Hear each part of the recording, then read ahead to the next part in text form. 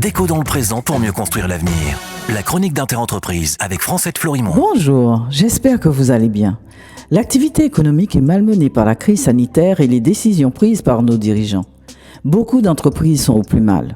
Pour accélérer les procédures pour celles en difficulté, une ordonnance entrée en application le 1er octobre 2021 a modifié de manière substantielle les procédures de restructuration, d'insolvabilité, de remise de dette, tout cela rassemblé sous l'intitulé « Procédure de sortie de crise ».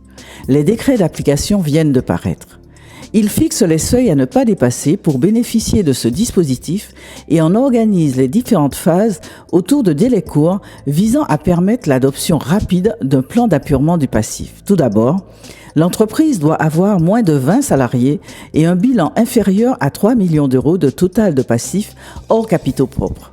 Elle doit être en cessation de paiement, mais être en mesure de payer ses créances salariales et disposer de comptes réguliers, sincères et aptes à donner une image fidèle de sa situation financière.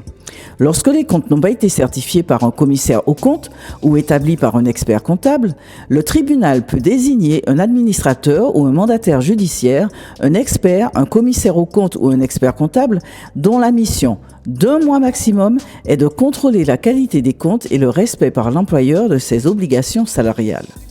La demande d'ouverture de la procédure de traitement de sortie de crise ne peut émaner que du chef d'entreprise qui doit la déposer au greffe du tribunal de commerce. Demain, nous verrons les documents qui doivent accompagner cette demande.